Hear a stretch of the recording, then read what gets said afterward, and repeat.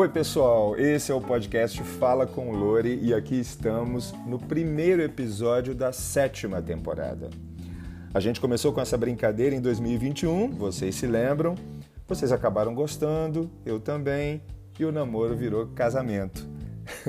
Mas para você que está ouvindo o Fala com Lori pela primeira vez, eu te convido para dar uma checada nos mais de 30 episódios gravados com especialistas, craques em torno de cada assunto que abordamos nos últimos meses. Falamos de muita coisa: relações internacionais, adoção homoafetiva, depressão, violência contra a mulher, o drama das redes sociais. Abordamos a questão do politicamente incorreto, a questão dos acumuladores compulsivos, racismo, harmonização facial, constelação familiar. Olha, muito assunto e muita risada também. Porque sem rir muito, né? Sem diversão no caminho, sem humor, nada vale a pena. Você há de concordar. Em todas essas conversas até agora, a minha única exigência é convidar sempre pessoas que possam nos proporcionar uma conversa inteligente e com conhecimento do assunto, evidentemente, para conversar comigo. Porque se você parar para pensar, o que nos interessa na vida não são os assuntos em si necessariamente, mas a maneira como eles são tratados.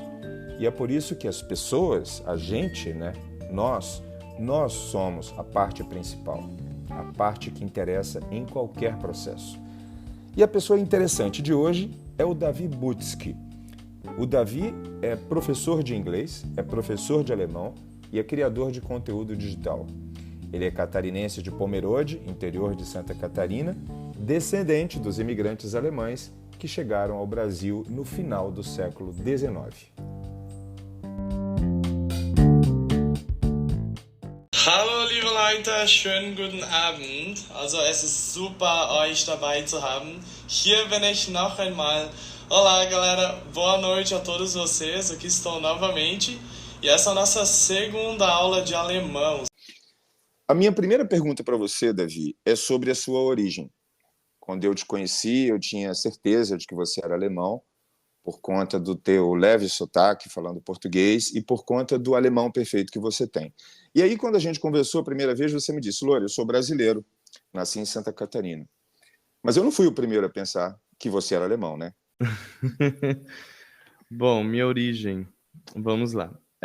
Eu acho que existe um divisor de águas aí do que vem a ser a influência da minha família e a influência que eu, por conta própria, acabei buscando da Alemanha mesmo, né? Assim, nasci numa cidade onde o alemão é um idioma oficial, né? Então as pessoas, assim como elas têm espanhol e inglês no currículo base, a gente tem o alemão também. Mas que, de certa forma, acaba sendo um pouco mais exigente do que as outras línguas, porque meio que fica aquela coisa da família. Eu quero que você aprenda alemão, eu que não sei o quê. Sei. Mas a realidade hoje em dia da minha cidade é que talvez as pessoas não mantenham tanto o idioma como antes. Aí, então eu tive influência de família, então naturalmente a gente acaba tendo um sotaque por influência do idioma. Sim, claro. Mas eu não gostava do alemão de pequeno, assim. Eu achava a forma como eles colocavam, me soava um idioma um pouco... Desculpa a palavra, mas soava um idioma um pouco sujo na minha visão, assim. Nossa, que amontoado de palavras estranhas e tal. Então eu sempre tive uma certa resistência. Mas eu fui criando gosto pela coisa. Eu fui começando a pensar, como é interessante você ter esse idioma, assim. Porque inglês, beleza, é base de currículo hoje em dia, né? Sim. Eu comecei a já visualizar isso na época, assim, que o alemão pudesse ser interessante. Então eu comecei a estudar por conta própria, conheci estrangeiros também, trabalhei em empresas alemãs no Brasil mesmo, então tive bastante contato com o idioma mais técnico. E sempre gostei, assim, de aperfeiçoar a pronúncia, né? E isso é uma das coisas que eu mais valorizo no meu trabalho também, que eu mais faço valer. É um idioma com menos... com menos... Como é que eu posso falar? Por exemplo, interrupções, assim, por conta de a pessoa não conseguir te entender porque você não tá pronunciando direito e tal. Uma das coisas que eu mais prezo no meu trabalho é que a pessoa consiga desenvolver uma fala mais limpa. Bom, esse é o termo. Então, eu sempre fui mais aficionado, assim, eu quero falar o mais próximo de um nativo. Não que eu ache ruim quem não tem um sotaque nativo. Até porque o importante é a pessoa saber se comunicar e se fazer entendida. Claro. Mas eu gosto dessa coisa de, poxa... Eu notei isso já. Eu acho que eu assistindo algumas coisas suas que estão disponíveis, ou então algum story ou algum post seu no Instagram, eu vejo que você tem essa preocupação. Tenho. Óbvio, você deixa claro que a comunicação é o mais importante, mas aquela comunicação quase que perfeita ou perfeita, para não deixar nenhum rastro de dúvidas em relação ao que o outro vai entender, você privilegia bastante isso quando você está dando suas aulas, né? Sim, toda certeza. Assim, é um ponto de bastante resistência dos alunos, até porque envolve uma questão estética, né? Assim como enfim, alguém que vai fazer um procedimento, às vezes a pessoa vai resolver um problema de saúde, mas tem gente que além, vamos pegar a odontologia, por exemplo, a pessoa vai investir na parte estética porque quer ter um sorriso mais bonito, quer chamar mais atenção, mas às vezes o problema dela era só, sei lá, uma cárie, alguma coisa assim. Então eu vejo o idioma meio que por esse lado também. A pessoa está resolvendo um problema ali de comunicação, que é só saber falar, mas somado a isso, se ela quiser também desenvolver para uma parte mais estética, fica a critério dela. Aí muitos alunos, eles têm essa resistência de, eu não quero falar como um nativo, o importante é me comunicar. Mas às vezes, para a pessoa se comunicar melhor, ela tem que também entender que tem coisas que vão precisar ser como o nativo fala, né? Reduções de pronúncia, que vai melhorar a tua compreensão. Enfim, às vezes a pessoa, enfim, vai falar de uma forma toda junta e não espaçadamente, como as pessoas estão acostumadas, e a pessoa não vai entender, é mais difícil, né? Mesmo, né? É mais difícil chegar lá. Mesmo. Assim, tive até situações assim com alunos que disseram, nossa, mas o meu objetivo em aprender o inglês com você, o alemão, era que eu apenas me comunicasse, eu não quero tanto focar em pronúncia. Aí você fica assim, tá, mas tipo, e se você apenas tentar, sabe? Porque com certeza, eu digo assim que um bom exemplo é você, sei lá, você vai chegar, vamos supor que você seja um advogado, e você precisa chegar na casa do seu cliente. Você pode ir de Celta, beleza. Mas você concorda comigo que se você chegar, sei lá, com um carro, sei lá, de um valor mais elevado, com certeza o olhar do seu cliente... Você já colocou o Celta lá embaixo. Agora você vai ter que escolher um lá em cima. Um Land Rover, vai, sei lá. Exatamente, vamos pegar isso como exemplo. Sabe, eu não digo uma Ferrari necessariamente, mas... sei lá, chegar com uma Mercedes, assim, claro que o seu trabalho ele pode ser tão excelente quanto, mas a impressão, ela, com certeza, ela conta, sabe? Eu acho que foi quando a gente estava conversando antes, você escreveu ou me disse em algum lugar que você teve uma infância difícil, com pouca ou nenhuma perspectiva de dar certo. Por que você diz isso? O que houve lá atrás? Bom, voltando bem lá atrás, né? Sim. A minha família, ela teve uma situação de início bastante privilegiada. Eu acho que, de maneira geral, as pessoas ali da região onde eu nasci, elas vêm de uma condição de vida bem favorável, né? Então elas têm, enfim, herança por família, enfim, há muitos imigrantes alemães que não vieram com dinheiro, mas que construíram um patrimônio. Grande parte deles, eu diria que muita gente, assim, tem onde cair morto, né? Vamos dizer assim. Sim, sim.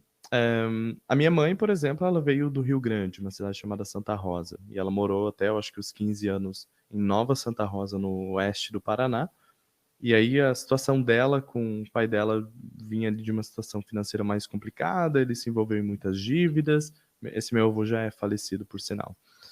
E aí, chegando em Pomerode, teve aquela pressão, assim, de você precisa encontrar talvez alguém que tenha dinheiro, e assim, talvez ajude a família, não sei o quê. As configurações da família antigamente também não eram com tanta liberdade como a gente tem hoje, né? Hoje em dia você se permite escolher. Antigamente, não digo que era um casamento arranjado, mas você tinha bastante influência dos pais na hora de tomar a decisão. E aí minha mãe minha mãe casou com meu pai, que vinha de uma situação bem privilegiada de vida, assim. Eu não digo, assim, ricos, mas, assim, com certeza acima da média. Estáveis. Estáveis, totalmente.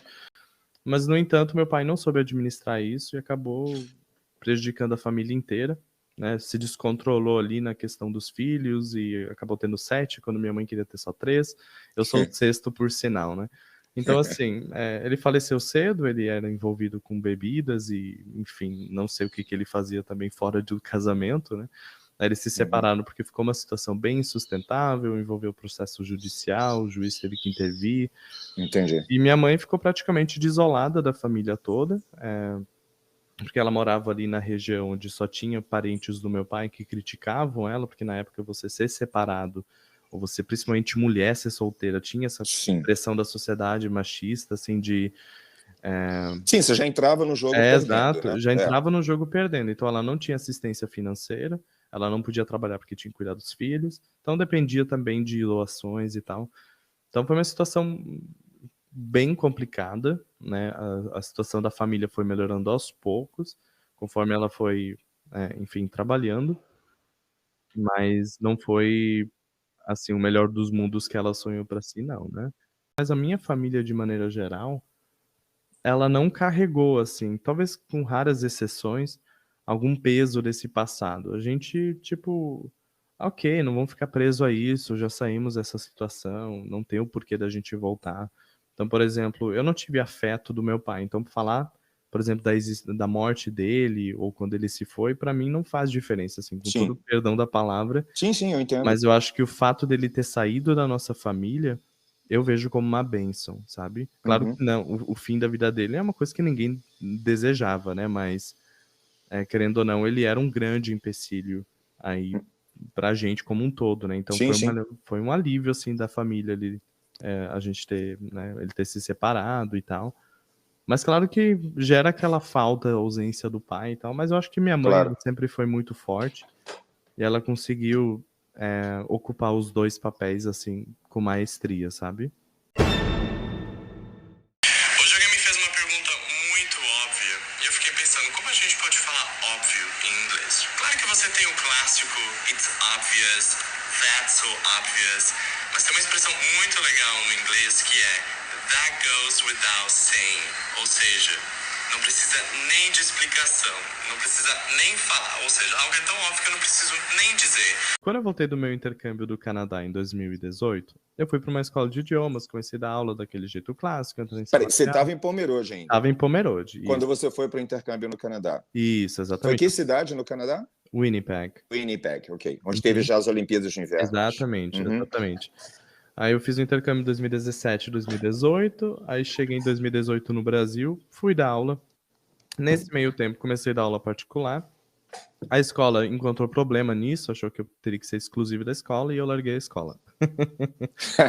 Aí eu praticamente só, enfim, dei aula ali particular até que surgiu uma empresa de Curitiba chamada Fluency Academy, que eu lecionei por 2 anos. Me acharam num vídeo que eu mesmo me inscrevi, eles gostaram, trouxeram ali a proposta de eu gravar o curso online de alemão deles e também ser o garoto, digamos assim, propaganda, né, fazendo os anúncios e tal. Sei. A proposta na época era bem interessante, tipo, me traria uma visibilidade, eu conseguiria até me aperfeiçoar ainda mais a questão pessoal, assim, de como me apresentar e desenvolver esses skills, assim, de, enfim, postura, fala, o vocabulário e tal, como se portar profissionalmente nesse segmento, porque eu queria seguir o digital, né. Beleza, aí eu estava em Curitiba, achei a proposta interessante, fui morar pra lá, morei 1 ano e meio, por aí 1 ano e 4 meses, até que eu comecei a namorar alguém de Fortaleza, o Igor, né. Ele me conheceu, na verdade, de uma propaganda, foi muito interessante. E ele me chamou várias vezes, no direct, só que na época eu era, digamos assim, vinham muitas mensagens de seguidores, de alunos, e às vezes eu não dava conta, assim, de responder cada um, até porque, enfim, você não fica toda hora vendo os Sim. requests de mensagem e tal. Claro. E daí eu percebi que ele tinha feito isso algumas vezes, achei interessante, entramos no assunto, começamos a se ligar toda noite por chamada de vídeo. E aí ele veio a Curitiba, naquele mesmo ano de 2020, ali por outubro. A gente se conheceu, começou a desenvolver mais afeto e começamos aí oficialmente a namorar em 2020, dia 6 de dezembro. Aí vim a Fortaleza, conheci, fiquei 1 mês aqui, achei legal e eu pensei: "Bom, meu trabalho é digital, eu não tenho porquê de ficar me prendendo a uma cidade específica", e acabei decidindo vir pra cá. Já estou agora há quase 2 anos.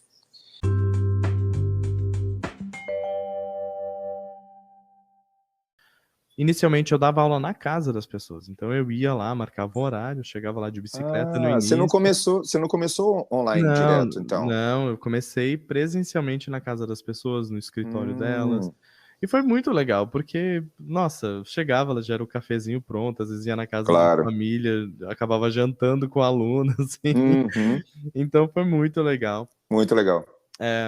Mas depois eu percebi, assim, que eu fui tendo notoriedade ali nas redes sociais, e assim, tempo é dinheiro, né? E eu sempre fui uma pessoa que eu gostei de fazer as coisas que eu envolvesse a lei do menor esforço.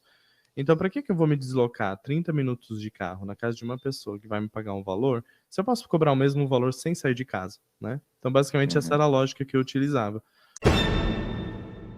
Davi, vamos falar um pouco agora da sua vida pessoal, pode ser? Vamos, bora? Você é um cara da geração Y, um millennial, que é a denominação das pessoas nascidas poucos anos antes da virada do milênio. Os millennials são a primeira geração no mundo totalmente conectado à internet. E essa é uma geração que, desde sempre, nunca fez muita divisão, você sabe disso, óbvio, entre o que é público e o que é privado, entre o que é pessoal e o que é profissional. Como é que eu posso dizer? Esse medinho tão comum nas gerações anteriores. Eu, por exemplo, sou da geração X. Eu tive que me reeducar bastante com a chegada da internet para não achar que a minha privacidade estaria sendo exposta somente pelo fato de eu postar, por exemplo, uma foto minha com meu namorado. Eu consegui superar isso, mas eu tive que trabalhar isso comigo mesmo, na época. Não foi algo que veio naturalmente comigo, entende? Eu tive que adicionar isso no meu pacote. Então, essa linha, esse limite, ele inexiste para vocês, millennials. E, claro, inexiste ainda mais para gerações Z e Alpha, que vêm depois dos millennials. Como é a sua convivência com isso? Essa é a minha pergunta. Como é que você organiza, no mesmo ambiente das redes sociais, onde você conhece seus alunos, onde você dá aulas, onde você ganha dinheiro, as fotos do seu pet, as fotos do interior da sua casa, da sua rotina, do teu namorado, da academia, da sua alimentação, etc, etc. Eu acho que no meu caso, não sei nem se é pela questão da geração, mas é porque eu literalmente não me importo, assim. Assim, às vezes, vou falar a verdade. Então, meio que de maneira geral, eu aprendi a ignorar, assim, as coisas. Porque se a gente for se pautar, né, as coisas têm que funcionar assim, você não pode falar que, por exemplo, no começo do meu relacionamento, meu namorado achava ruim eu postar uma foto sem camisa, por exemplo. Porque, Uhum. se minha família vê, vão fazer comentários. E eu já vinha de tantos, assim, conflitos anteriores àquilo, porque eu tive um outro namorado de São Paulo, onde deu toda uma ruptura familiar, eu saí de casa. Hoje em dia a situação com a minha família é maravilhosa, mas teve uma situação ali bem depois do meu intercâmbio aí, que foi bem confusa, assim, eu me descobri uma outra pessoa, fui adotando posturas bem, no início, bem rebeldes, aquela pessoa, agora eu vou Saquei. enfrentar o mundo, eu vou militar, não sei o que, eu era bem isso, de Sim, ficar sim. escrevendo frases. Hoje em dia, tipo, desculpa o termo, caguei, né? Deu uma acalmada, né? Assim, hoje em dia, o que eu penso, né? Principalmente nessa retomada agora que eu tô tendo no digital, que até então eu não tava tanto assim engajando nas redes sociais, que eu tava com uma empresa do exterior, que eu tava trabalhando para uma empresa alemã, né, remotamente, então eu não tinha tempo para cuidar da questão dos idiomas. Ainda tinha os alunos de vez em quando, né? Mas por um tempo eu fiquei nessa empresa. Agora que eu retomei, eu tô começando a ter um cuidado um pouco diferente sobre a forma como assim, ainda vai ter transformações ali na minha rede social, talvez eu vá apagar alguns arquivos, alguns destaques e tal, porque eu realmente quero deixá-lo mais caráter profissional. Eu não digo que eu vejo problema em postar uma foto mais sensual, eu acho que faz parte, né? Mas isso não seria voltar um pouco atrás? Se você fizer isso, aí você não vai estar criando esse limite que Uhum, hoje é cada vez mais tênue entre entendi. Não sei, é só tô Pra pensando mim, alto aqui. interessante, dá pra raciocinar legal. O que eu entendo, assim, eu vou te falar, assim, pela forma como as pessoas me abordam. Quando você coloca, assim, de forma muito exposta, fotos, vídeos, eu não digo que você vai sei lá, postar uma foto beijando seu namorado, assim. Eu não, por exemplo, eu não curto muito, porque eu acho que nem relacionamento hétero eu acho legal fazer isso. Sei lá, tá na academia ali, um casal se beijando, às vezes uma mulher, eu acho isso até já um pouco assim demais. Poxa, você tá aí pra treinar, não é um espaço pra aquilo, né? Então eu, por exemplo, tento me policiar um pouco mais, mas a forma como os seguidores me veem, às vezes diz muito sobre o que eu quero passar, que mensagem eu quero passar. Porque se eu ficar instintivamente, Às vezes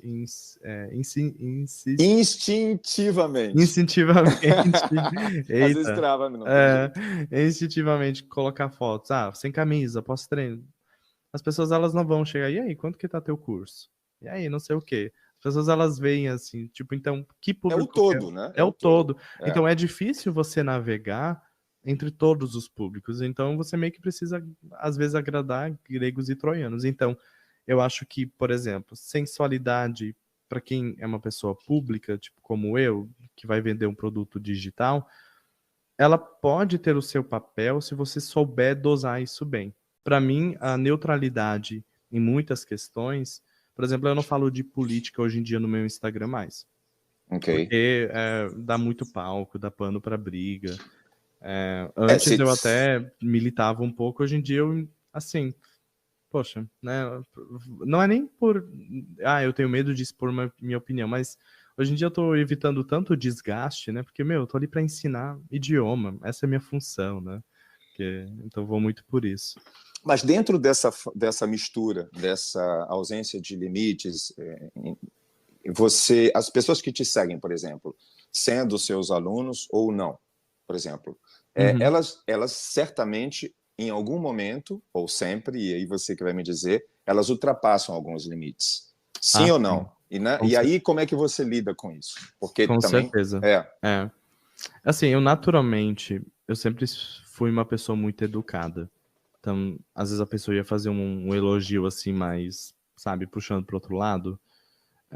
E eu falava, nossa, muito obrigado pelo seu elogio, não sei o quê. E daí o fato de eu falar obrigado pelo seu elogio...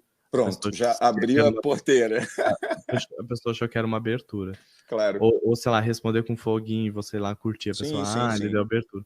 Hoje em dia, eu não vou mentir, assim, às vezes eu respondo, às vezes eu interajo um pouco, mas de maneira geral, eu tô preferindo não dar abertura não, assim, porque senão, poxa, já aconteceu, assim, quando eu não namorava e tal, a pessoa tinha um sentimento, ou tinha intenções comigo X, e depois ela se tornou eventualmente aluno, e a intenção era outra, então ficou uma situação até às vezes um pouco constrangedora e tal. Então eu prefiro não dar abertura hoje em dia mais. Principalmente quando eu penso que... enfim, não é nem, como eu comentei, não é uma questão moral, legalista, mas tipo... se protegendo, né? Me proteger, desgaste, ou até de criar situações complicadas. Hoje em dia o mundo da internet também é tão perigoso, né? Para você printar uma conversa... e expor a pessoa negativamente, eu começo a ter um pouco mais essa preocupação também.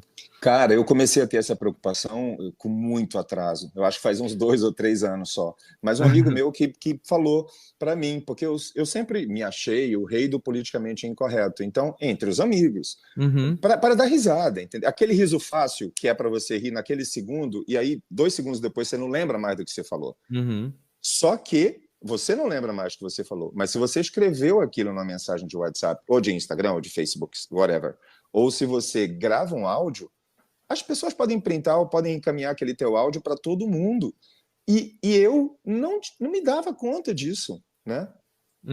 Do quanto isso poderia me ferrar em algum momento, né? Porque vai ser descontextualizado, né? Com certeza. Assim, eu nunca tive situações assim de ter talvez uma conversa exposta e tal, porque eu sempre soube onde eu tava andando. Mas já aconteceu de criarem perfis fakes meus, assim, daí. Antigamente eu até falava, gente, reportem, por favor, não sou eu. Hoje em dia eu, tipo, deixa, tipo, não vou ali sujar. Morro também. Em ponta de faca, exatamente, né?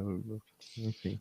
Você é um cara que se cuida muito, que vai à academia, tem uma educação alimentar que é muito respeitada por você mesmo, né? O que me faz acreditar, assim, ou seja, me faz ter certeza de que você é uma pessoa muito vaidosa. Vaidosa no bom sentido, uma pessoa que se cuida. Eu quero abordar um assunto que a maioria das pessoas tem preconceito em falar a respeito, mas que a gente vai falar aqui agora. Eu vejo nas suas redes sociais que as pessoas, não raro, estão sempre te perguntando ou comentando sobre a sua beleza. Vira e mexe, como é que é ser lindo, como é que é ser tão bonito, etc, etc. Então eu te pergunto, como você lida com isso? A beleza abre portas para você? E que portas ela abre? E se também ela fecha portas para você ao longo da tua vida? É bem problemático, assim, essa pergunta, assim, né? Eu digo que Sim, ela é bem mesmo... ampla, É né? ampla, não tem uma resposta única, né? Sim, eu sei. Eu acho que no meu caso, enfim, eu acho que ela mais me abriu portas, com certeza.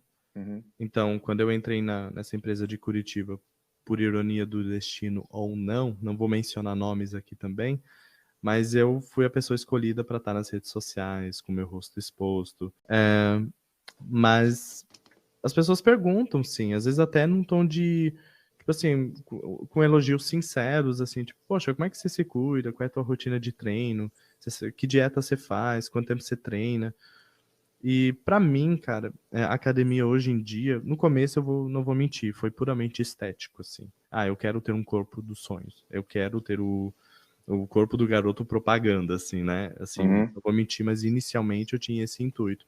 Hoje em dia, ter um corpo definido, buscar uma autoimagem mais atraente para os padrões, vamos colocar dessa forma, né? Não, Sim. apesar de que eu acho que cada um tem sua beleza a partir de um ponto de vista, uma perspectiva diferente.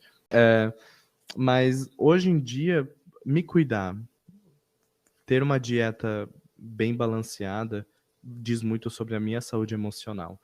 Porque quando eu não tô legal, assim, quando o meu dia tá tipo, só deu coisa errada e tal, e eu vou pra academia e treino, aquela sensação da endorfina correndo, você liberando os hormônios aí, é Não transformador. tem preço. Não tem preço.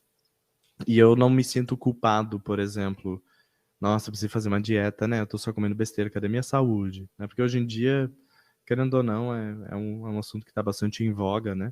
Você comer não pela questão estética, mas sim por saúde, né? Você não vai querer desenvolver doenças por excesso de sódio. Por exemplo, na minha infância eu não tinha a mínima noção do que era comer saudavelmente. A gente comia açúcar se deixasse café da manhã, almoço, jantar. Hoje em dia, né, eu acabei, né, mudando totalmente essa minha rotina e, consequentemente, o aspecto físico veio. Às vezes eu acho que a pessoa, ela, por me olhar no perfil, ele só se importa com estética, então ele nem deve ter uma metodologia boa. Enfim, é só um mercador ali barato, assim, de internet, que é só vender curso, não sei o que, quer vender aula. Então, eu acho que as pessoas, elas têm a tendência de achar que o professor bonitinho não vai ensinar bem. Então acontece isso. Já tive essa percepção de as pessoas acharem que aquele professor com estereótipo de óculos, mais sério, mais cara fechada, pudesse ser o cara que vai realmente fazê-la falar o idioma, né? Então, Uhum. no meu caso, onde eu vejo isso talvez se aplicando, seria nisso. Entendi. Então, enfim, Não, pode mas faz acontecer. sentido, faz sentido. Eu já notei que você é um cara... Bom, você é um cara inteligente, óbvio, você é rápido no raciocínio também. Então, eu vou antes da gente terminar a nossa conversa, eu quero te propor um ping-pong rápido, tipo, eu falo uma frase curta ou uma palavra e você fala algo a respeito do que eu falei. Não muito Bora, longo. Se der errado, a gente corta. tá certo. Mas, tá preparado então? Bora? Los Kids. São coisas... Legal. São coisas amplas. Vamos lá. Procrastinação. Tenho muito. Micro-hábitos. Conferir se portas e janelas e as luzes estão apagadas, portas fechadas sempre quando eu saio de casa, se o fogão tá desligado, eu tenho esses micro hábitos. Vulgo toque. Vulgo Né? toque, tenho TDAH, tenho essas coisas, tenho ansiedade, tenho tudo. Não sabia. Bom, já foi outra revelação, hein? Boa. Não diagnosticado clinicamente, mas ao que tudo indica, até nas minhas sessões de terapia e tudo que eu faço, tem grandes chances de eu ter um pezinho em tudo isso, sim. Excelente. Mostra que você é uma pessoa bem normal. Maturidade emocional. Não tenho. Não tenho, eu choro mesmo. Desenvolva. Não tenho, eu acho que sempre as coisas vão ser da pior forma possível, eu não consigo olhar as experiências passadas e falar, nossa, mas vai dar certo, não sei o quê. Eu me desestabilizo fácil, principalmente em relacionamento. Visualizou a mensagem, não respondeu na hora, eu já acho que tem alguma coisa. Ah, enfim. Não gosta mais. Não, mas estou desenvolvendo. Legal. O que todo corpo fala?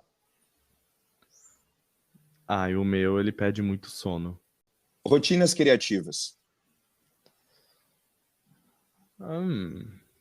Depois do meu expediente, eu gosto de passar horas aí pesquisando vídeos sobre assuntos mais variados que possam me dar insights para criar um conteúdo, alguma aula e tal.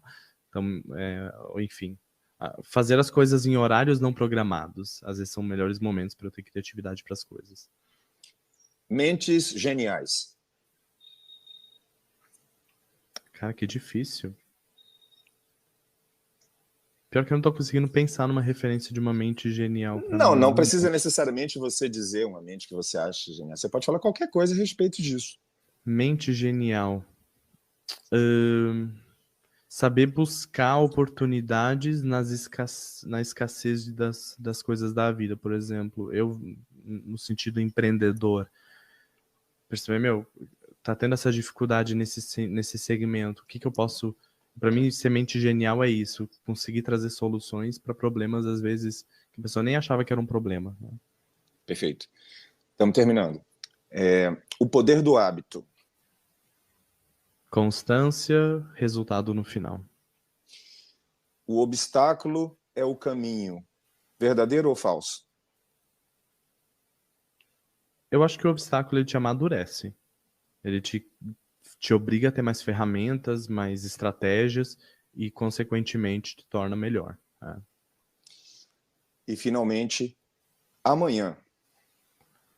Não sei. É uma caixinha que eu vou abrir só amanhã, como dizia a minha terapeuta. Então, hoje em dia, eu vou ser bem sincero. Eu tô começando a pensar menos no amanhã. Eu tô começando a valorizar mais o aqui e agora, sabe? Para mim tem sido transformador. Foi um aprendizado meio que coletivo à força durante a pandemia, que todos nós vivemos, né? Foi. Pessoas queridas partindo, né? Isso, e a gente se viu numa panela que a gente não sabia se ia ter mesmo amanhã. A gente sempre acha que a gente está fora da panela das coisas ruins. Tudo está acontecendo na TV, lá fora, no mundo. E a pandemia colocou a gente no mesmo caldeirão, né? E aí fez a gente perceber, isso já virou lugar comum, a importância do aqui e agora, né? Eu vou terminar acrescentando uma frase do Avid, né? Vive uma vida que você vá se lembrar, né? Então, trazendo um pouco, puxando a sardinha pro meu lado, quem quiser me seguir e conhecer um pouco mais sobre o meu trabalho, é davi.butsky. Vão ver meu rostinho lá. Falem comigo se tiverem algum interesse relacionado a idiomas e tal. Mas o que eu posso dizer existe uma vida antes e uma vida depois de você aprender um novo idioma. Assim. Você conhece um mundo totalmente diferente e você vê realmente que a pessoa se torna sem fronteiras de fato.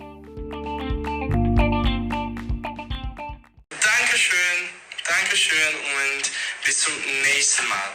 Muito obrigado a todos, todas, e a gente se vê na próxima.